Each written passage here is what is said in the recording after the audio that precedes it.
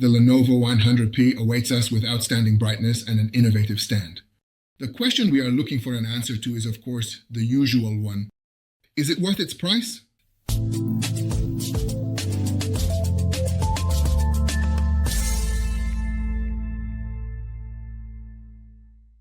When the distributor contacted me saying that they had this projector that needed to be tested, tried out, and the usual written article and video needed to be made, I looked into the specifications and was astonished to see that here is an LCD projector available for under 80,000 forints with a brightness of 1300 ANSI lumens.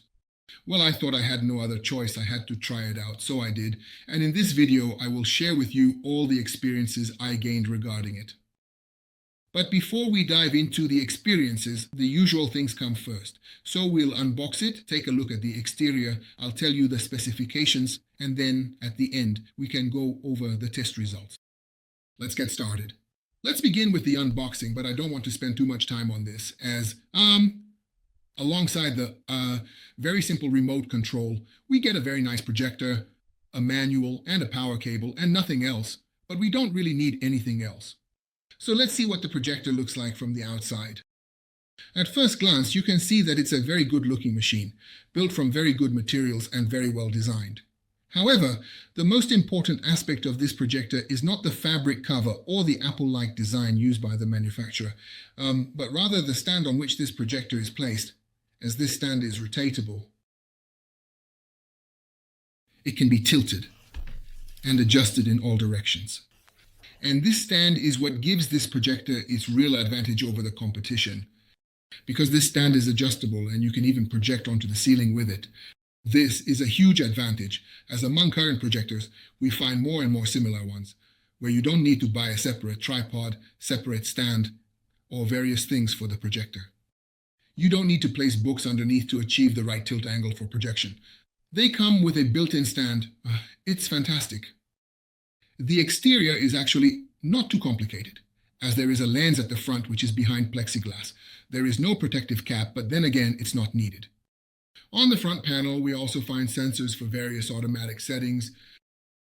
The sides are covered with fabric everywhere. At the back, we find the usual connectors like headphone, HDMI, and USB, and well, that's basically all we have. As I mentioned, the remote control is relatively simple. And what can really be said here is that there are no dedicated buttons on it, so you won't find the usual Netflix, Prime, and other buttons.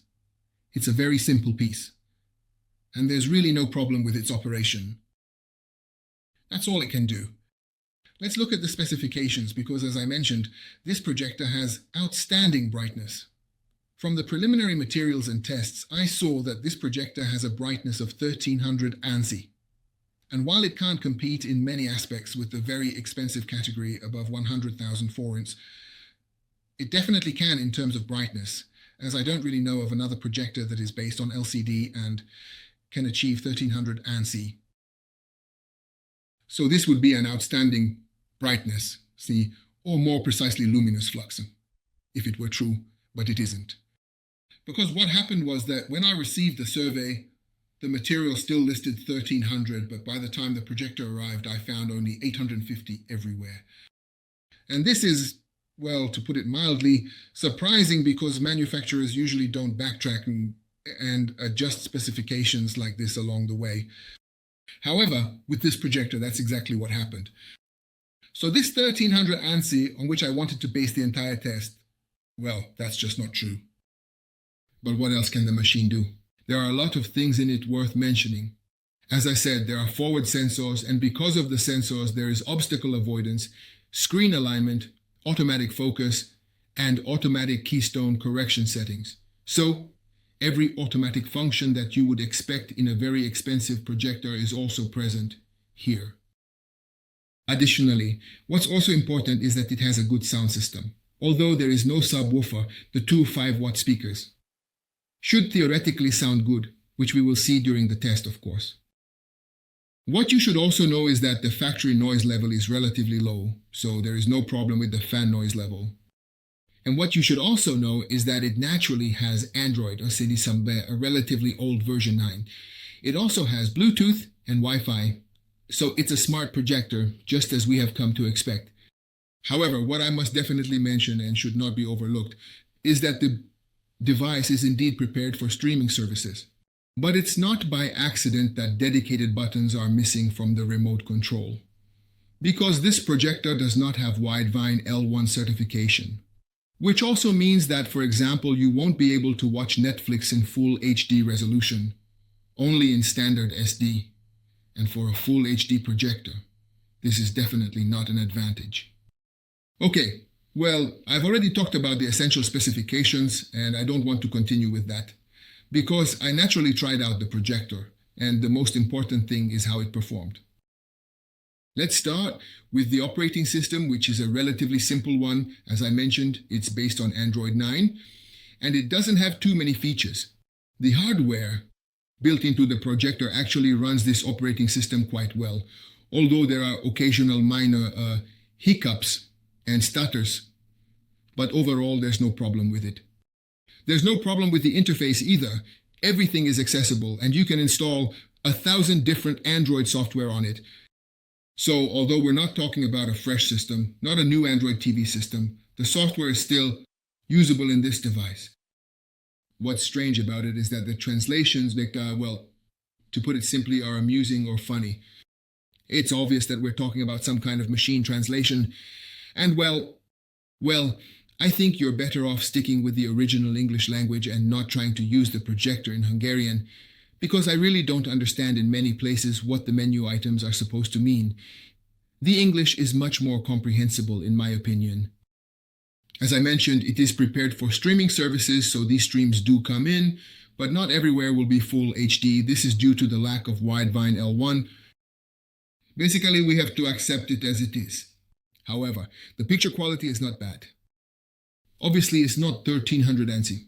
That's quite clear, as I compared the image with my own 900 ANSI projector. Here you can see that there is a minimal difference in terms of brightness, or more precisely the light output. But you can check this out for yourselves.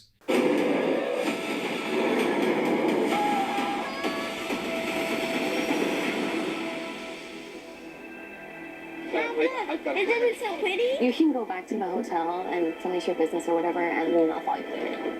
It's my job, Frank. We're your family. Life's not a destination, Jake. It's what happens here and there.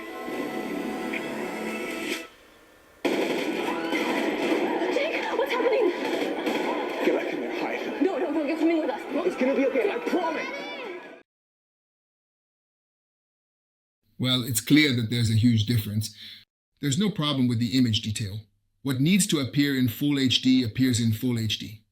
The colors, the contrast, it's acceptable. We have HDR support, but at 850 ANSI, I really don't see any purpose for HDR support beyond its marketing role. So let's just say it's there. But why?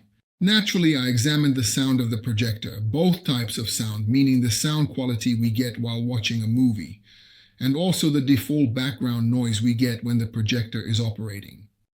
Naturally, I also made recordings of these, obviously using an external microphone to capture the sound. You were able to assist with the sound ritual, and with this you prepared the place. Now the conditions for Give Life.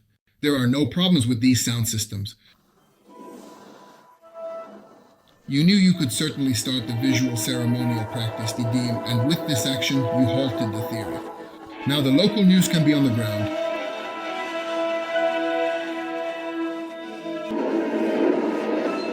And then comes the projector's bass noise. As usual, I measured the noise level from 70-80 centimeters away. You can only hear the projector's fan.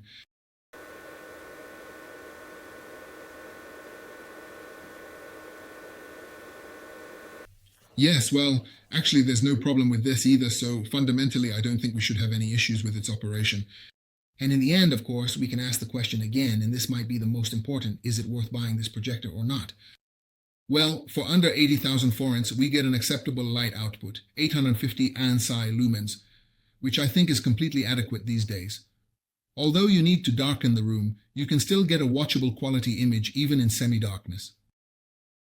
In night scenes, it's not like black figures are fighting in a dark tunnel. The detail is there. No parts of the scene are lost. There's no problem with the sound quality either. You get cinema-like sound. Of course, you're better off if you connect some kind of external decent Bluetooth sound system, but even if you don't, you won't miss out on sound effects, explosions, and dynamism. There's no problem with the background noise either, so the noise of the projector won't disturb you while watching a movie.